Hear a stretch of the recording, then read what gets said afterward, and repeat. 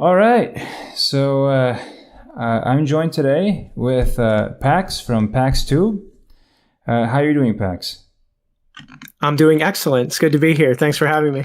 Oh, thanks, man. It's a pleasure to have you. I'm really excited because I saw your channel the other day, and I thought we had a lot in common and a lot of interesting things to talk about. All right. So today we're going to be talking about the positives and negatives of international media, storytelling, etc., where it's going, and how it is now, how we got here in the current state of media with the rise of anime, the state of Western media, Hollywood, but even, Korean animation and Chinese animation, Korean comics, manga, or manhwa, I think it's called, anything. Whatever the case, this is an international conversation. I'm Brazilian. Pax is American.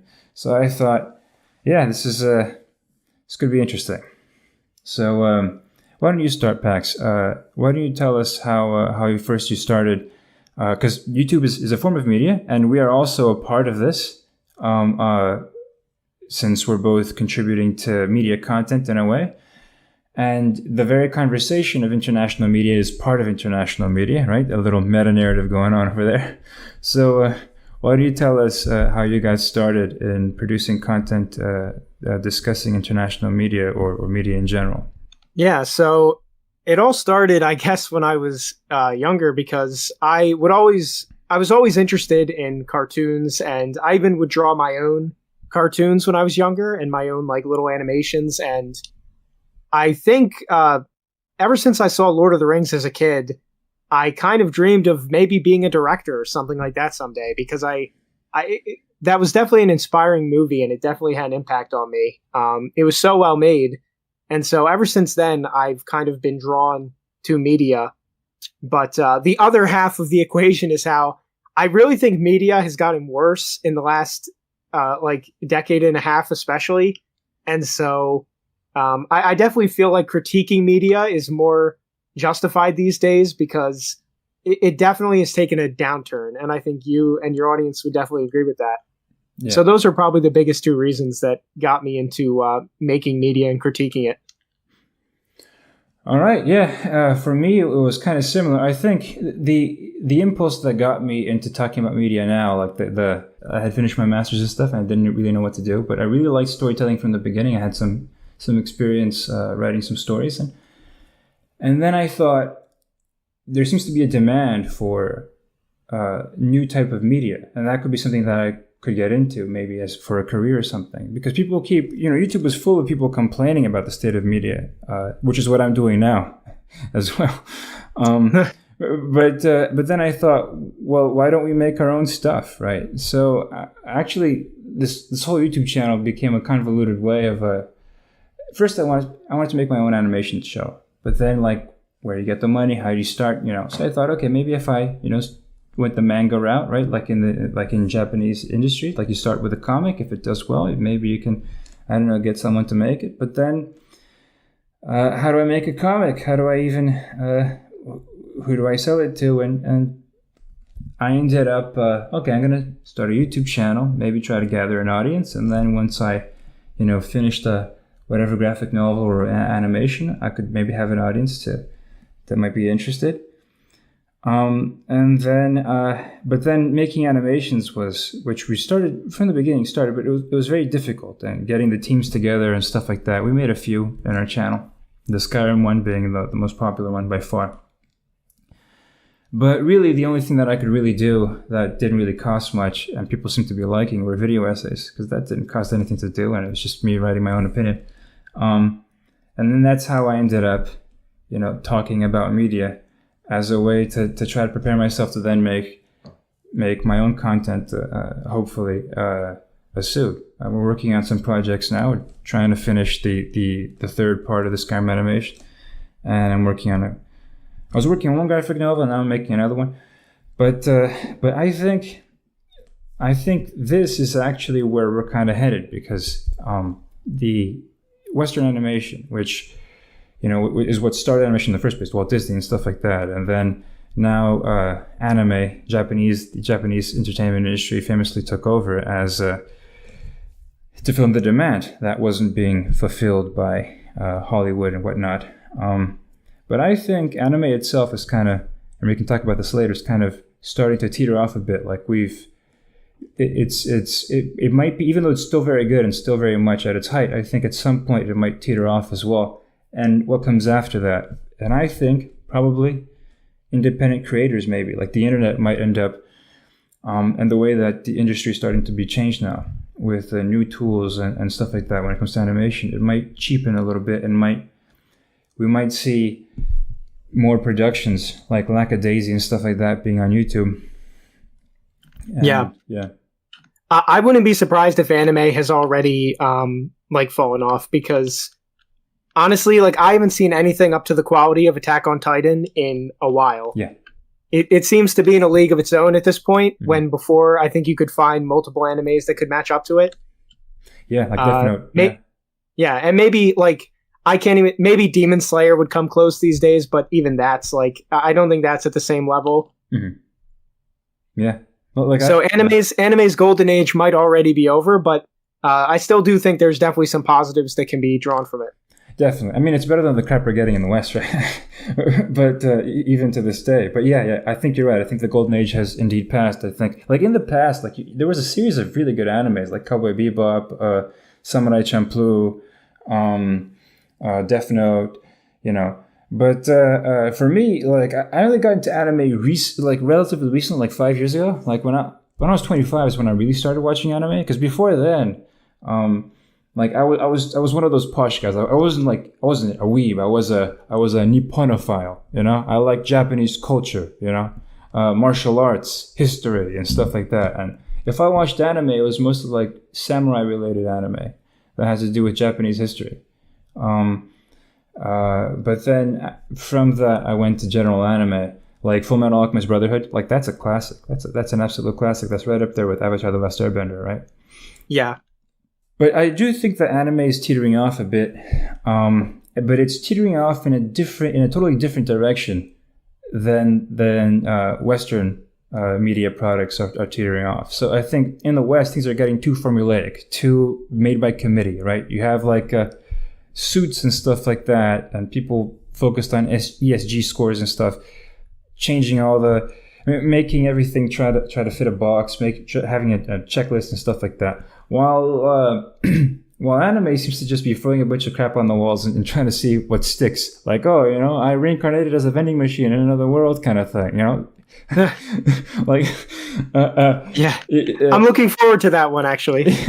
You know, I have no clue what to expect. Like the titles are getting longer and longer and more convoluted and more like random concepts being stuck together. It's like they're desperately trying to reinvent the genre or to come up with something interesting, but like, you don't do that by sticking random words from a hat, you know, or like, I don't know, like an AI generator, and then seeing what works. But with Western media, what they're doing is, with films especially, they're really at this point trying to appeal to a global audience, and they think that to do that they need to like really dumb it down, and I definitely think that's showing through, like especially with something like Marvel movies, where, I mean, with all due respect, it's like the same thing over and over.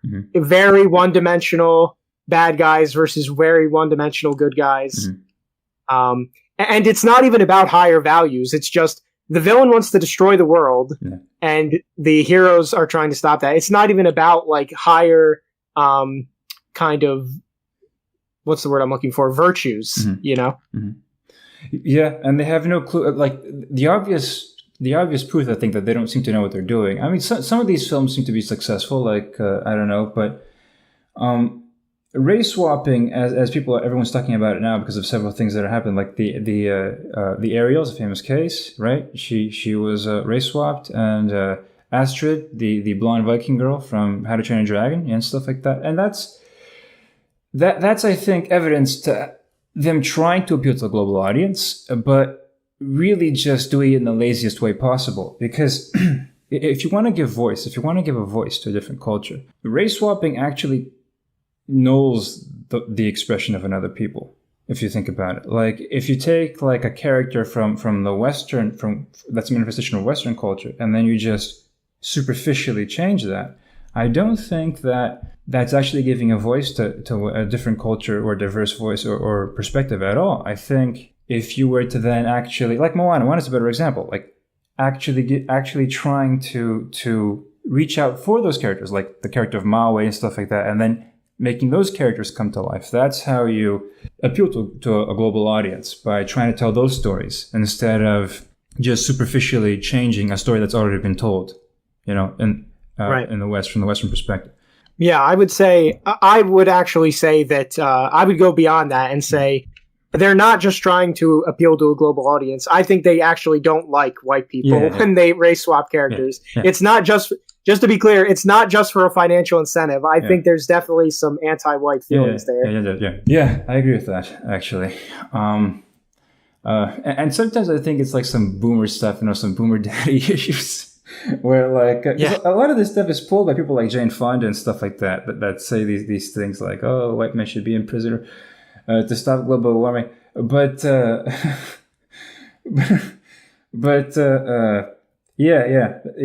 the thing.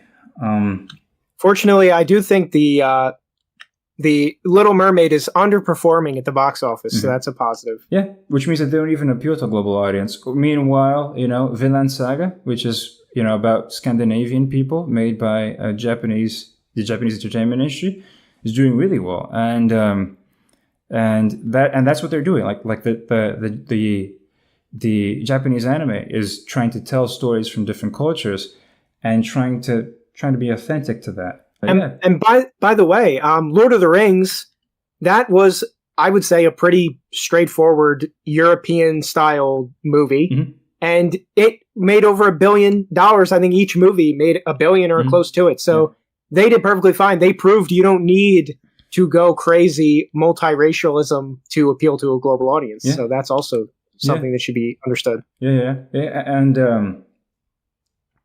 I think like you brought up Lord of the Rings, so like Aragorn was race swapped recently in the Magic the Gathering cards, right? And this is what got me thinking. Like, Aragorn is a universal archetype of the good king, but he's not just a universal archetype. He's also a specific manifestation of English culture, of an English mythos that Tolkien was trying to tell.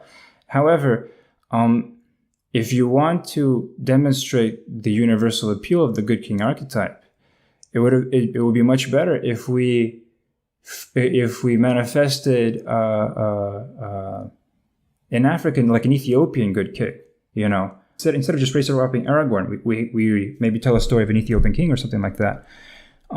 We could then see how, despite the different ethnic backgrounds, virtue and higher qualities of the human being can manifest in all backgrounds, by seeing how Aragorn and the hypothetical story of the Ethiopian good king are similar despite their different origins. That, I think, is truly would be a truly uniting statement and truly giving voice to other cultures instead of random cosmetic changes. Yeah. Although we did get the Woman King. You didn't like the Woman King? No, I did. See, that's the thing. Like they make the worst choices possible. But one thing I want to bring up is how we've been talking about movies, but these days I actually think Western TV shows are actually much worse than the movies. Even if the movies are possibly more popular. When I look at the Western shows today, I see shows like You do have some that are kind of good, but they're not really story driven. They're more like, like Gordon Ramsay shows, I would say, are perfectly fine television. Nothing wrong with them. But then you look at shows like The Boys and what's the other one? Euphoria. And this I can only call poison being injected into the population. What else do you call that? I'm sure you've seen at least some clips from The Boys. It's pretty atrocious. Yeah, like that's. I don't want to sound too squeamish or anything like that, especially since I just came back from a Ukrainian hospital. But like a lot of gory stuff, I tend to whatever like glorifies violence a little too much like that. tend to avoid. But I do recognize that The Boys has good storytelling, even though I haven't watched it. Just knowing the stories of having seen people talk about it, they do seem to be. The Boys, I think, is an example of like a quote unquote woke TV show that is actually done in a more effective way, that can actually have a broader audience, that can actually be popular, even though I personally don't watch it. There are some examples of storytelling that, despite having that woke layer, it doesn't get in the way of the story that much. Another good example would be, I don't know, maybe Into the Spider-Verse with Miles Morales. I like that film, actually. I liked it a lot. There is some of the woke tropes, but it didn't get in the way of the story as a whole. Miles Morales is a good character, interesting character, and stuff like that. But you mentioned TV shows. One that was actually pretty good, which surprised me, was The House of the Dragon. I think. Yes, I saw that as well. Yeah, I think it actually was an improvement on Game of Thrones. Actually, I think it was probably what Game of Thrones was trying to be. Like a medieval fantasy drama, almost Shakespearean in a way. I mean, I don't want to, make it seem much better than it was. Maybe, I don't know, maybe it will prove to be Shakespearean depending on how it ends, right? But it actually seemed like it wasn't like a 13-year-old's understanding of history with, boobies everywhere. It was a little more... It was less vulgar, that's for sure. Yep. Yeah, and that, helped the story. If I was going to critique it versus Game of Thrones, I would say it's definitely less vulgar, which is a positive, because Game of Thrones would have been a lot better if it wasn't so sexually degenerate, for lack of a better word, and very nihilistic also. But with House of the Dragon, if I were to offer a criticism, I would say it's very... it's so focused on dialogue and politics that it lacks kind of world building that we would see in something like Lord of the Rings. You know what I'm saying? Yeah. I think one thing that I missed in House of the Dragon was the Jon Snow's type of story arc or side story with like the White Walkers kind of thing. Like what made Game of Thrones very interesting was it had the politics, but it also had some traditional fantasy aspects of world-ending catastrophes and stuff like that, and the Dark Lord, right, and the mysterious land, like the Night King and stuff like that, and magic.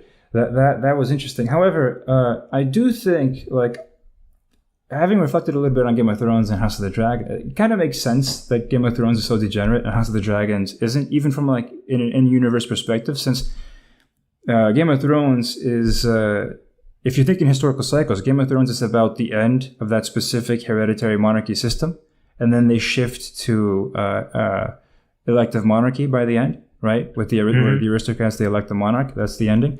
So if you think of it in that perspective, it kind of makes sense that Game of Thrones is about the very end of that system, when the oaths don't seem to matter anymore, where kinslaying and kingslaying runs rampant, where the old ideas and traditions seem to be getting more abandoned by the newer generations, and new developments and historical developments is throwing chaos everywhere. And then they start, and then we see the shift into a new historical era, and then things will get more stable, less degenerate, as people believe in the new system more, which tends to happen throughout history, right?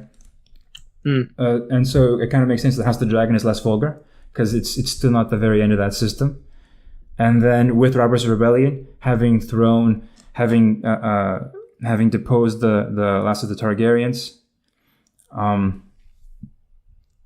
then we maybe that is one of the cataclysmic events that makes the entire political system. Like if Robert's Rebellion is justified and he's not a Targaryen, so that means that the hereditary system is kind of, its credibility is kind of, thrown into question, and then that creates a cascade effect which destroys the entire system, and then they just brand the broken. He's the new kid, right? It could have done a lot better, but at least I see what they were trying to say. But yeah, at some points it just seems like assuming that's what they were going for, and they weren't just making it up as they went along. Yeah. Which towards the end they definitely seemed like they were. Yeah. But it's based on the notes of George R. R. Martin, and George R. R. Martin definitely knows what he's doing. I mean, I do prefer Lord of the Rings, definitely, but I don't think that Game of Thrones is.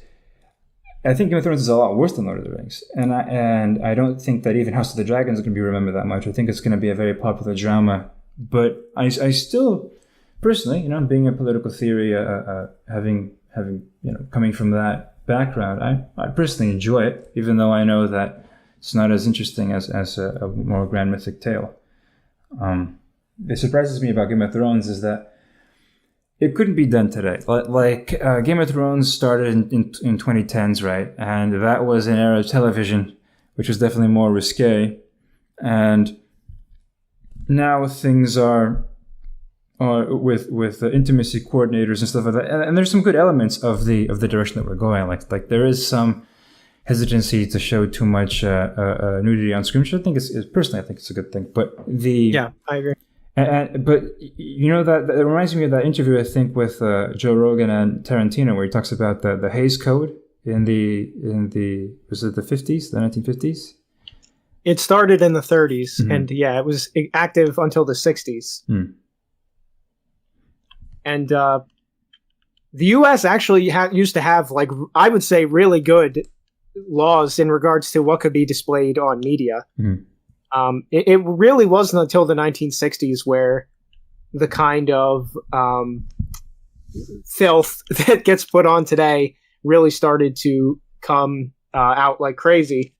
Because if you go back even to the 1870s here, I know you're Brazilian, but over here, I'm not sure what your guys' laws were, but in the 1870s, we had these things called the Comstock laws. And they were basically really strict Protestant-backed laws about what kind of stuff could be portrayed in media and male it was back then. And that basically wiped out pornography in the United States completely for generations. And then in the 1920s with Hollywood rising, that was movies coming out. And the movies were constantly trying to push the envelope. And so this time you had a Catholic organization come together, and they formed the Motion Picture Production Code, also known as the Hays Code. And that was basically very strict regulations of what could be shown in movies. Like, you could not show women in certain sexual ways. You could not show white people in certain insulting ways. It was quite the rigorous kind of regulations. And I think I think all of these laws were great. And they've all been lost because Hollywood kept pushing the envelope until the culture basically became decadent and these laws stopped being enforced. And we see kind of the rampant degeneracy that there is today. In Brazil, it was almost the opposite. Like, Brazil was famous for being more risque, back in the 40s and stuff like that, with playwrights like Nelson Rodrigues, where he was so like risque that he earned the nickname of the pornographic angel. And a lot of our literature, like when I was in high school back in Brazil, like 14, 15, having to read some of these books, like Jorge Amado and stuff like that, it's basically erotica, like literary erotica. And like kids have to read that in school because that's our literature, And I do think that there's a connection between indulging too much in the superficial aspects of life. Like, the reason why I think it's sometimes avoiding these topics, avoiding being too explicit, avoiding being too vulgar, is beneficial for a culture, because then you direct your artistic energies to higher values. Yes, definitely. Like, if instead of making a bunch of explicit, stuff on TV and focusing on the more superficial aspects of human existence, which is, the carnal aspect, the fleshy aspect of our existence is a very superficial aspect of us. If you focus on making more grand epics like Ben-Hur, the Ten Commandments, films that explore justice, freedom, heroism. I think if you're focusing your artistic energies on that, your culture as a whole will benefit. If people are thinking about that instead of, fulfilling their appetites, I think that will create human beings and individuals in your culture that will pursue these greater values. And so I think it's not a surprise to me that the U.S. had a more successful culture back in the day, And now that the US might be in decline, it starts to resemble, Brazil a little bit more. Like you have your own pornographic angels, playwrights and stuff. Unfortunately. Yeah. And but to add to what you just said about how when pornography and such is restricted, and all this really not just porn but hypersexualized content is restricted, people those kind of sexual releases are kind of like a distraction for people, and it kind of dumbs the population down in a way. And that's been proven in research. It's not just our opinion. Like I forget the name of the study, but there was a study that found that people's creative energy was highest in societies where women were the least sexual or least sexualized, I guess you could say. So like Victorian England would be like a big example when that was like the heyday of like the scientific explosion. So it's not, you see how the correlation. Which in a way, I think it brings some of the positive aspects of feminism now. Like at least one of the positive aspects of wokeness, despite, having some of the, despite being very anti-European heritage in certain ways and stuff like that, at least there's a tendency now to not wanting to sexualize women, to not want to not want to objectify women. And that, I think, is one of the more positive aspects of where we're going. Like Rogue One, for instance, that came out in Star Wars. Like you had those characters, what was her name? Jyn Erso and Andor and stuff like that. Their relationship was very wholesome. It was like a platonic relationship kind of thing. And like back in the 80s, when the so-called height of cinema, it wouldn't have been the relationship between a male lead and a female lead wouldn't have been that way, right? Wouldn't have been as platonic, as wholesome as it was in Rogue One. So I think that's I think that's interesting. I think because then we can explore other types of relationships, right? Not just sexual relationships, but like more genuine friendships.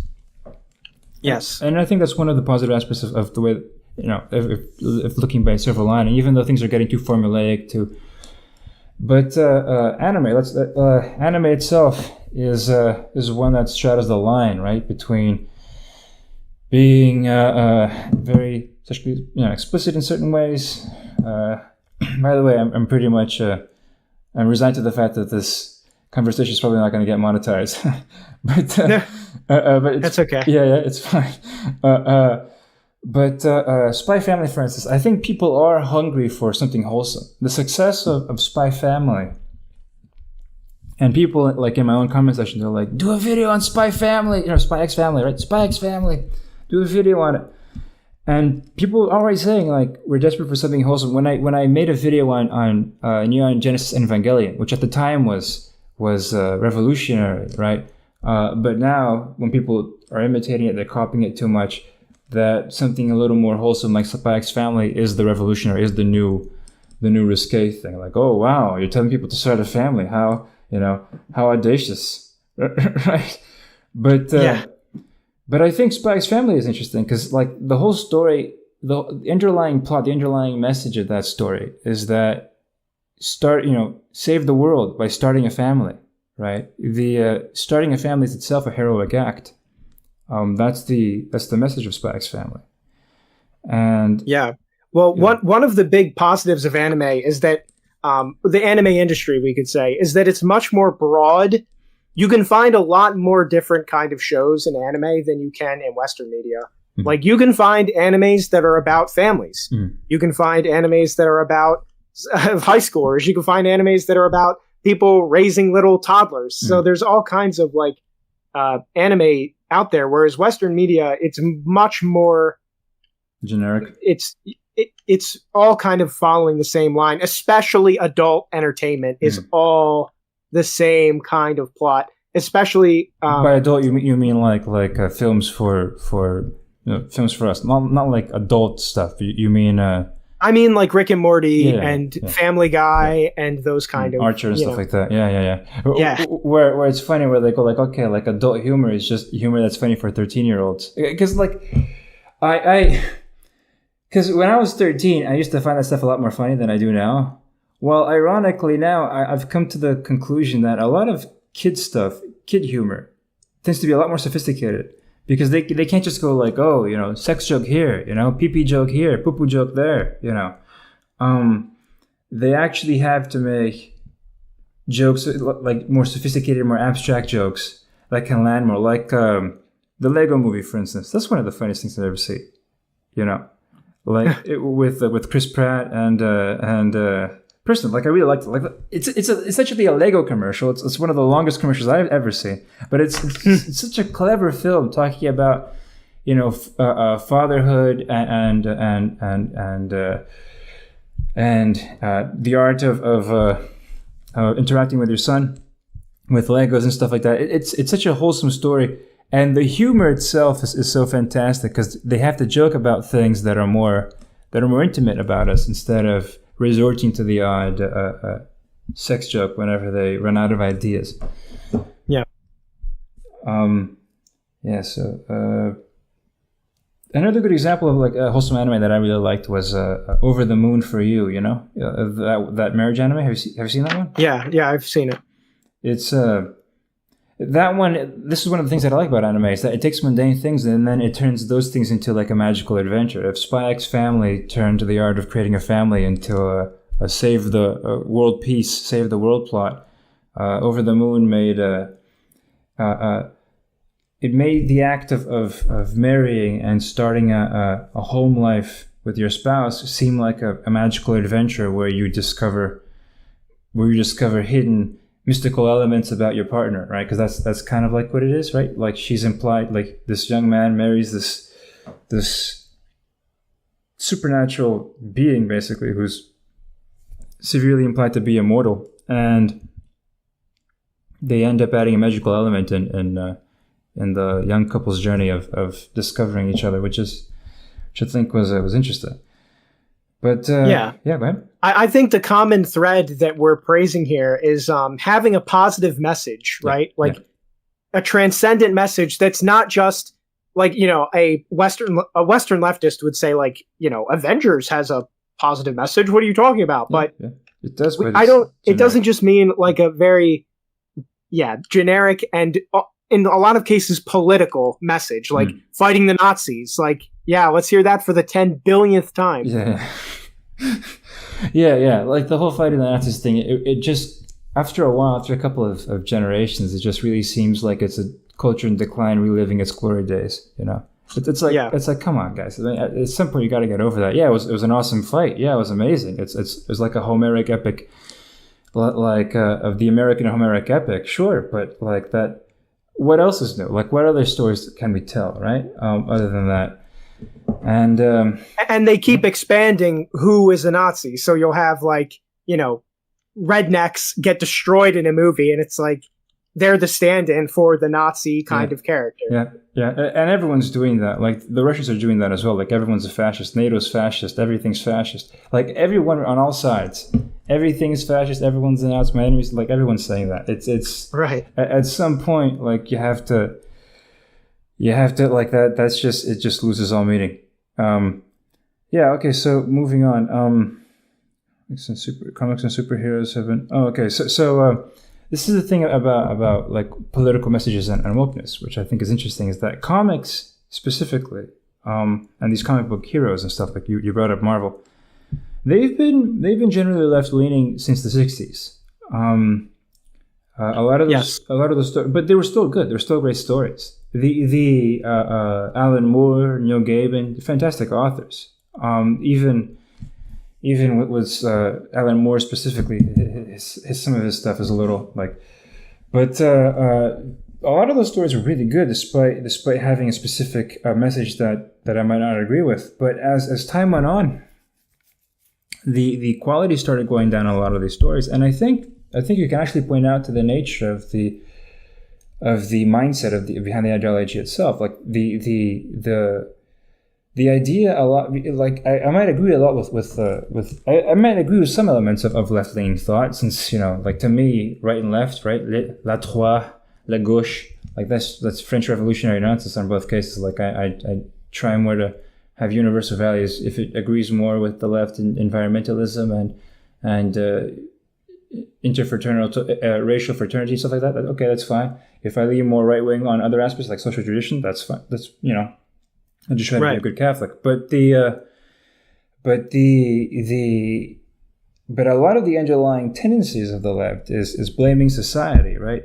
And then allowing and then making excuses for the individual in a lot of cases. And I think as a result, that tends to diminish quality of writers. So a lot of these writers, like Neil Gaiman and Alan Moore, these older generation types, they had more of an old school education. So they actually had to learn how to improve their craft and stuff like that. That's the culture that, even though they're left leaning, they were brought up in that kind of culture that still praised excellence. But then as their narrative started winning out in the culture, the focus on excellence started declining. And I think it's only natural that, like, these younger generations that we now call woke, which is just a continuation of a lot of this leftist thought from the 60s and stuff like that, they naturally become less capable of making good stories. Like these younger millennial types and Zoomer writers in Hollywood now, because of the fact that if your underlying idea is that society is to blame for everything, then that's how we get to where we are now. Like, oh, the audience is a bigot. The audience is prejudicial. They have prejudices. That's why they don't like my story. If the problem is them, it's not that I can't write a character. It's that the character is too risque for this bigot audience, right? But when you see woke elements done in other cultures, they tend to be a lot better precisely because of this effect that I'm talking about. Like, I think it's called Light Chaser Productions. It's a Beijing-based animation production studio that made some pretty good animations. Neja Reborn, New Gods, Neja Reborn, and Green Snake. I've seen those two on Netflix. And Green Snake in particular, it's got to be one of the most woke things I've ever seen. Like, it's got the gender ambiguity character, which is like a man with a woman's face. It has the girl boss, magical green girl boss Mary Sue with a bunch of power. It's got the evil religious, in this case, this is Chinese. It's a evil religious Buddhist patriarch who has to be taken down, and she defeats him and stuff like that, and she gets, But even with all that, it's a lot better than stuff coming out of Hollywood. And I think it's because Chinese culture is still a culture that's kind of in the stages of how the West kind of was, where they still kind of focus on there's still kind of a focus on excellence. So the animation is really good. The art is very good. And even though the story is kind of like very confusing, and I got confused at the end, it had a lot more compelling moments than a lot of the stuff that comes out of Hollywood now. So yeah. Well, I do think the Chinese system took a kind of nationalist turn in the last few decades, and that definitely has an impact on their media. Yeah. With the West, what we're facing is definitely, as you said, a decline in the education system. That's a big deal. But even more important is how the country is much less religious than it used to be. Mm. And because of that, there has been no replacement for the Christian morality and the Christian values that many people, especially in Hollywood, have left behind. Mm. And, in replace is just this slop. Mm. And so that's definitely two giant factors. Yeah, it's too much cynicism on ourselves, on our civilization, and nothing really to replace it with. I agree. However, I do think that this kind of woke mindset is international now a little bit. It manifests differently in other cultures, but I do think, like, China's not immune, anime is not entirely immune. Although it hasn't taken over that much. And anime is famously just, they don't want to get in the way of creative freedom, I guess. I think they understand that the tremendous soft power and the revenue that it brings to Japan every year, with weeb tourists wanting to go there to see, like, the Hello Kitty Museum or whatever, that they don't want to get in the way of the golden goose, right? Well, I think like in the West, they basically killed the golden goose, right? But that's I think where independent creators can come in, and I think there's been a flurry of new graphic novels that a lot of YouTube creators have made, and I want to do my own stuff in that regard. So I think that could lead to to a new creative era soon. Because I have a theory about how these things work. I think it's like 3 stages, right? Where you have in the market, let's say like in media, right? You have a free for all where you have tons of demand, and you don't really have any established corporation yet producing products, and so you have many different corporations, and they're all competing with each other. You know, like it was back in the 40s and stuff like that, with a bunch of different comic companies, and then it solidifies over time to like DC and Marvel, right? And then they effectively form a monopoly. But then once they form a monopoly, they don't need. Then you go to the third stage where they don't feel like they need to be beholden to the public's demand anymore. They can since there's no real challenge to them, they can do whatever they want. But then after a while, they start to lose money because they're not adhering to the demand that's there. And then these monopolies collapse, and then you have a free for all again, right? So I think that's the cycle. And Yes. I think we're heading to that moment where a lot of these monopolies, Disney starting to struggle a little bit. I think that's the beginning. And soon new players can come in, and I think we're headed for exciting times, I think. Yeah, and online animations are definitely very popular right now, because I see animators on Instagram and YouTube and TikTok get a lot of attention. So it's definitely a growing space. Yeah, and it's getting easier and easier to make. We made an animation that had like 1 million views. And I think anyone, like, people just need to take a chance, you know. And it wasn't that expensive. It was I don't know how much in dollars. It was 102. It was 1,200 reais, Brazilian reais, to make. I don't know. Like, I think that would be like what, like $200-300. And it made its money back on AdSense revenue alone. So I think more people are going to do that, and you know, as production quality increases on YouTube, and I think we're headed, and I think they know that. I think a lot of guys in Hollywood they're starting to sweat a bit. I think they're starting to see the competition go. Okay, so let's talk about Isekai. What do you think? I think I'm not a huge fan. Okay, I do. Yeah. All right. Well, like the last one I saw, I watched like a little bit of Mushoku Tensei, or however you say it, and it's effing atrocious. So the jobless incarnation, right? Yeah. The one where the main character is a literal pedophile. He's a pedophile. Yeah. I've been wanting to make a video on that. Fuck that guy. That's the anime that almost ruined anime for me. Yeah, fuck, the fact that that's so popular. The fact that it's so popular is also blackpilling. Is worrying. It's extremely worrying. But I've wanted to make a video on that guy, just ripping the fuck out of that anime.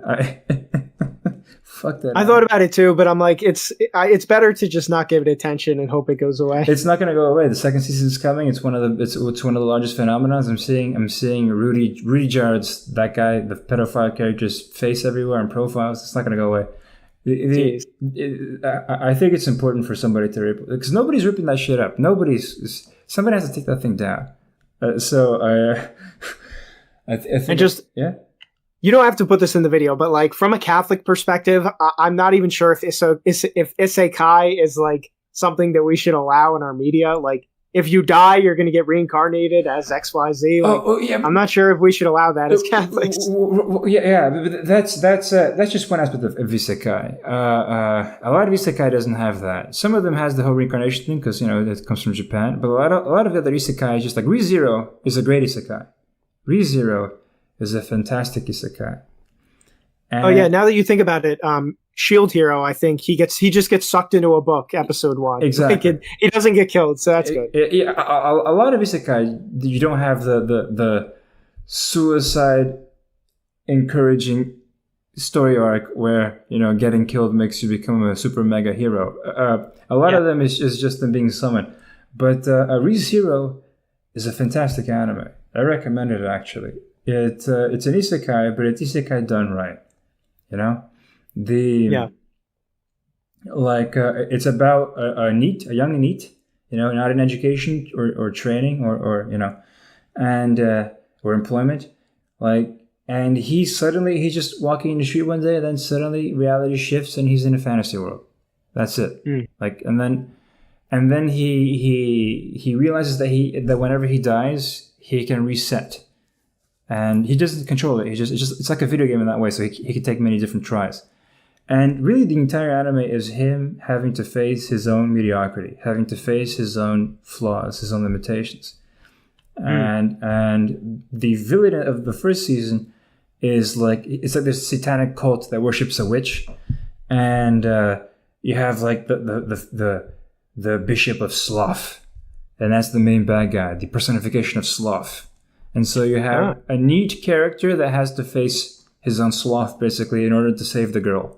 Right, so he wants to save this princess, this young princess type character, and he has to face his sloth to do it. That's a great, like that's fantastic. Like that's anime. Like it has some lolly elements and stuff like that, which always bothers me. But like they're not. Well, nothing major, right? Nothing major. It's not as bad as some other animes. It's not as bad as other animes, and I don't remember them being very sexualized.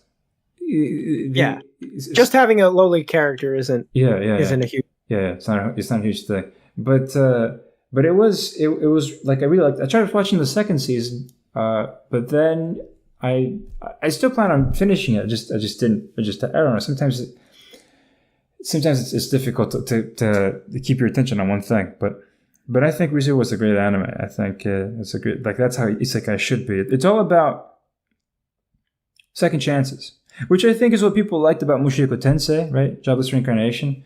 Is that like when they try to justify like, oh yeah, the character is a nonce, he's a pedo, but at least he's improving, right? It's about second chance, but it's like he never repented. He never repented of his sins, which is a necessary part of redeeming yourself. But why make him like you don't have to, like that anime would have been much better if you were just into grown ass women. Like why can't he be like he could be obsessed with sex, sure, fine, but why not make him obsessed with grown women? It's not that hard, you know. But yeah, or make him like a gang member. Like there's so many different ways you could go with it. That's not like trying to redeem a pedophile. Like what are you trying to say there, anime? Yeah, exactly. Yeah. Webtoons, I think there's this webtoon I'm reading, and I think webtoons are a good example, I think, of comics becoming more accessible. I think because some of them are free to read, and you still support the creators.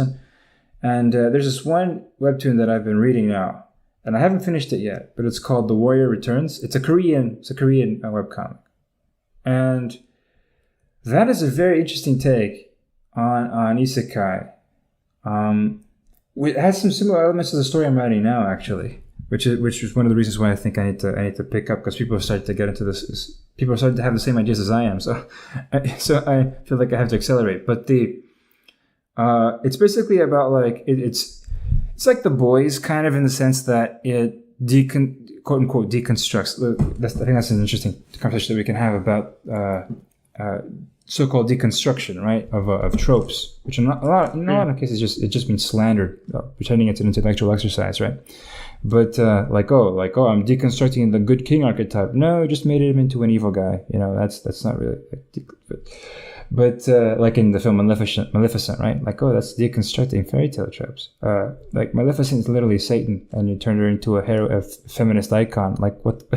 Like in the original Disney animation, she literally says, "You have to face me, young prince, and all the powers of hell." You know, and she's the hero of two films. Fantastic. But the Warrior Returns Isekai, I think, was interesting, where basically these characters, after going to the other world, they come back and with a lot of power, like magic powers. And some of them, being young with a bunch of powers, they just go crazy. They go berserk, and they just start, killing people in the end. And but then you have heroes that didn't go berserk and are trying to defend humanity. And then there's some really good moments, and they don't. The anime doesn't shy away from interacting with real world forces like the Vatican. So the Vatican shows up, and for a moment I thought I almost gave up on I almost gave up on the comic when like Saint Michael appears and then Saint Michael's defeated in the most. So it's got some things, but then the saint, the Catholic saint, wins despite all that. And I thought, okay, and I thought, okay, that's awesome. And it wins in an interesting way. Like I recommend it. Like I haven't finished it yet, so I don't know if it gets a lot worse. But there's basically like this character that represents the dark side of faith based in fear, blind faith, and then you have Saint Damien, which is the good faith, the hope faith, and he's a Catholic saint. And the way that he wins, like, not to spoil too much, but like. Yeah, I don't want to enter spoiler territory, but basically they enter. The conclusion is that faith is not a numbers game. It's not about the amount of followers you have, but it's about the quality of the faith, the true devotion, the true nature of the faith. And I think that's what guarantees victory. I think, and I like that. I thought that was an interesting message.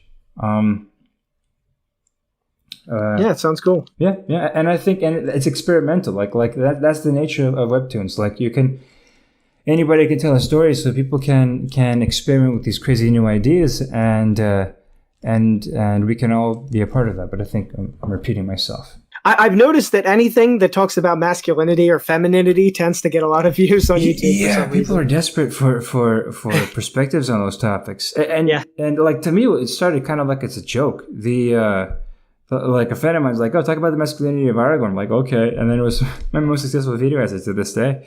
My first video to go viral was, besides the anime girl video, but I made one about the masculinity of the Giga Chad. And that was getting like 10,000 views a day. And then it got age restricted and the views just collapsed. But I'm like, damn, okay, people really want to hear about masculinity. Yeah, they do. And still to this day, they do. It's amazing. I think people are... We need to figure out our place in the world, right? And a lot of our traditional ideas have been stolen from us, and we have to discover them back. Yeah, we have to rediscover them. Right. And the boomers, they're the rebels that we have to rebel against, right? They rebelled against their fathers, and then we rebel against them in the name of stopping rebellion. It's a whole crazy thing. Are the boomers the same as they are in America, in Brazil? There is a collective culture, like because the global culture was connected since after World War II. So like it's basically been American culture. Yeah. So it's a little bit different since they grew up in a dictatorship. But it's still very similar because the economy was still pretty good, and I'd say it's very similar. Like a lot of this woke stuff, a lot of this left-wing things, it's blamed on millennials, like, or at least it was. But no, man, I'm pretty sure it's the boomers. I'm pretty sure like what was holding them back this whole time was like the remnants of the silent generation and the greatest generation, which was still kind of around in the 90s, right? And like the early 2000s, they were still kind of in positions of power. The moment like the last greatest generation guy, just like retired, all hell broke loose.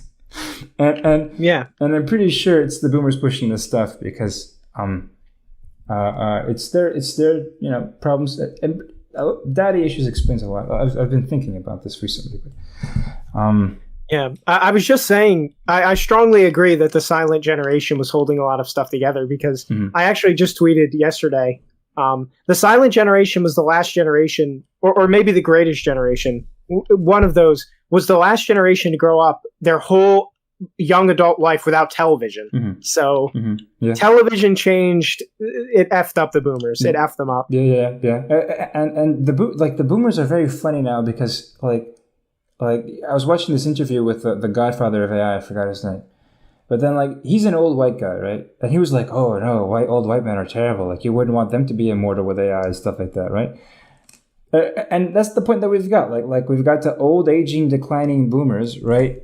Like talking about how old white men are bad because they're thinking about their fathers. But it's like, motherfucker, you're the old white man now. Like you're the old white man now, dude. What are you doing? Shut the F up. But yeah, self-awareness seems to be an issue sometimes. Okay. Maybe for us too. Maybe there's things that we have to be aware of about our own limitations that we're not aware of. Speaking of personal projects and stuff like that and making our own content, what's some of the ideas that you have in mind for the future packs?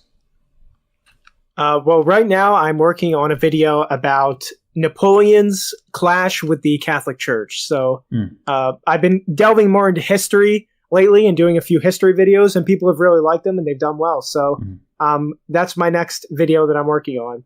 Napoleon versus the Catholic Church, mainly the Pope. And I feel it's a really underexplored piece of history because everybody knows Napoleon's wars. Everyone knows the expansion. Everyone knows the invasion of Russia. But what was going on inside France with religion is also really interesting, and you don't really hear people talk about it. So I think it's a really great subject. Nice. For me, my patrons voted on it, and I'm glad they did because that was the one I wanted them to vote for, and I'm glad they voted for it. It's I'm going to talk about the Space Marine, and with this era of AI, I do think that the concept of the Space Marine is a concept that in fiction at least, but also maybe, who knows, naturally tends to merge technology with tradition. With the Space Marine naturally becoming like a space knight with warrior traditions and stuff like that. And what possible technological path for humanity that emphasizes human power, the human element.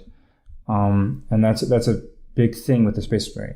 So instead of having AI that replaces humans for everything. So I think I'm making a video on that, and I've been writing this. At first, I have to focus on my graphic novel a little bit more. So I'll make more podcasts like this. I'll make easier videos before I give it all on my Space Marine video. But yeah, so maybe more podcasts, maybe simpler videos, and then the Space Marine video. That's what I have planned. One of the videos of yours that I actually didn't see, Pax, which I wanted to, is your video on speaking of this whole anti-white stuff. Attack on Titan is an interesting anime that explores ethnic tensions with similar rhetoric that we see now, blaming ancestral guilt and things like that, which is a thing that the Japanese are going through a lot in Japan, in their context in Asia after World War II. Right. And it's something that many different, not just European ethnicities, but other ethnicities go through that as well. And my favorite video that I made, the ones that I'm most proud of, is the Attack on Titan video where I explore this a little bit. But I was wondering, what do you think about the core tension, the core conflict of Attack on Titan, and how it relates to our world, to kind of give context to this? Yeah, so for people who don't know, in Attack on Titan, you have multiple races that the story acknowledges. Like, it's not just differences of skin color, like they're called different names. So you have the Eldians, and then you have the Marleyans, and then you have other races that aren't named. And these races are in conflict. For the first half of the story, you don't even know that these races exist. It's later on that you find out. Spoiler, by the way. But basically, with the Eldians, there are multiple ways you can read Attack on Titan. And one of the ways you can read it is as an allegory in certain ways for white guilt. And you have a generation of Eldians that are growing up in the Marleyan society, and they are indoctrinated to see their whole history as evil, and they should just be slaves, and they have no say in anything. And I think there are a lot of parallels there that can be drawn to real-life racial instances, especially in Western countries. And there's basically, it becomes the Eldians trying to rise up and free themselves from this ethnic mind slavery, I guess you could say. Yeah, propaganda, stuff like that. But I think the Eldians are although they clearly are drawn from a German aesthetic, I do think that they are Japanese. Like it's very analogous to the Japanese situation, down to them being in a pacifist island, right? They're an island state. They're a pacifist island state. They are being threatened by a continent next to them, with that and which propagates this narrative that they have ancestral guilt. And the Chinese, they very much like the relationship between the Chinese and the Japanese is very much like that. My ex-girlfriend was Chinese, and I've never encountered so much ethnic hate than her hate for Japan, for the Japanese. And it was taught to her in school. So although we can kind of see as Attack on Titan themes as analogous to the rhetorics that we see in Europe and America and stuff like that, it's a lot closer to what's going on in Asia. Down to China threatening to nuke Japan. Yeah. So like if we think we have ethnic tensions in the West, we know nothing, because like there's a lot worse tensions outside the West. Like real anger. And Isayama, the author of Attack on Titan, has made pro-Japanese nationalist comments in the past, which also strengthens that point. Yeah. But to me personally, I think even though that's the case, I think there's also an element of universal brotherhood. I think in Attack on Titan, I think that one of the solutions in Attack on Titan is a similar one to that Robert Heinlein kind of proposes in Starship Troopers, where the nature, because the nature of discrimination, which I think is very interesting, because people in the West, when we talk about ethnic tensions, we focus only really on one view of ethnic prejudice, which is seeing one group of people as inherently less, as subhuman, as less capable. And yes, and that is a very awful thing to experience. But another form of ethnic hatred is seeing another group as demonic, as evil, as inherently immoral in all their actions, which is just as nefarious a form of ethnic hatred, which gets in the way of people being people and being better off together without having a fight each other. But however, I think we got to this point, because I think in the West, when we talk about like how we got to this point of blaming white people for everything, I think it's because, personally, our egalitarian views have I'm not sure if it's our egalitarian views, but I think a lot of our core assumptions, our core axioms, in our way of thinking, blames issues on society, on social everything is social construct, everything is a problem so instead of moving past some issues, they try to the nature of tolerance, I think, itself, the nature of discrimination, I think, ends up creating a paradox where if you try to get rid of discrimination, you end up just discriminating against those you perceive as perpetuating discrimination. So I think since they're trying to get rid of the discrimination that happened in the past with white supremacy and stuff like that,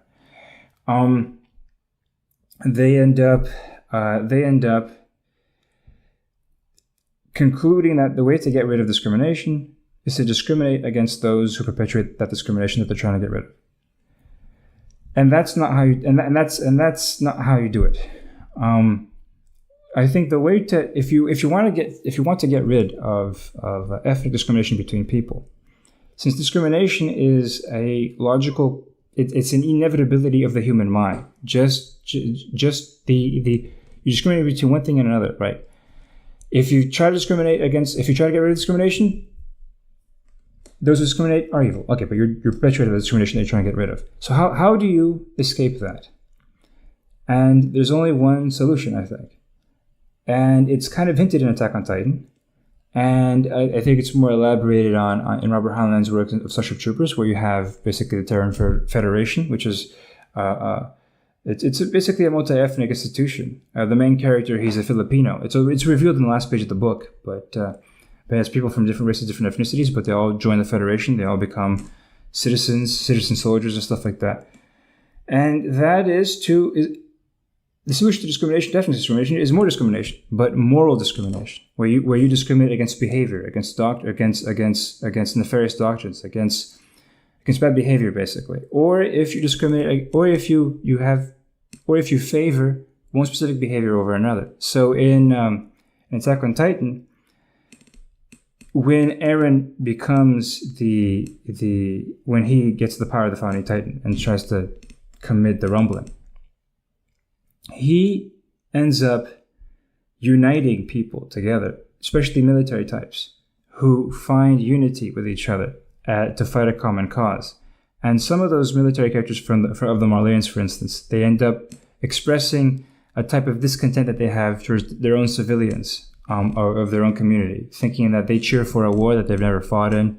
They just read the results in the papers, and they think it's all dandy.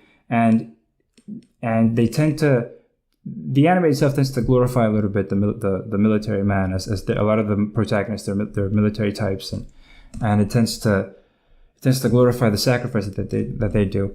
In Starship Troopers, it's kind of like that. It's people from, if I were to joke about it, it's basically like people from all races and all colors and all ethnic backgrounds. They all join hands to oppress everybody else. Basically, like the citizens, right? They have the power. The civilians don't. It's determined by service, and this service becomes a core fraternal bond. And you do see this very much in military backgrounds, where people like Dave Goggins, who's very vocal. He's the famous Navy SEAL. He's very vocal against this whole white guilt stuff. And I do think that there's a point to that. If you develop a core identity above something else, around virtue, around something that matters, something that transcends ethnic differences, you might actually rally people behind something greater than themselves. And I think that's one of the reasons behind the great success of the Abrahamic faith. So two of them, at least, Islam and Christianity, where they do go beyond cultural backgrounds and stuff like that, and unite people around a transcendent cause. What do you think? Yeah. Well, I would just say, I think the people doing this do think they're uniting people behind a cause. They think they're uniting people behind utopian, anti-discrimination. But it's flawed from the outset. Yeah, I would definitely say the number one thing every Catholic should do is live out the faith and set the example that you want others to follow. Yeah. Like me and you doing, Catholic-oriented YouTube channels. That's a great example of, helping Catholics, live out the faith. And not feel alone. I think I used to feel very alone because I didn't see a lot of content that had my values. And now I see it's not just us, I see others, like a lot of others. And I think that's great. And also reaching out and talking to other people as well, and them talking to us and having a conversation with people from other backgrounds and other mindsets can also be a good thing. I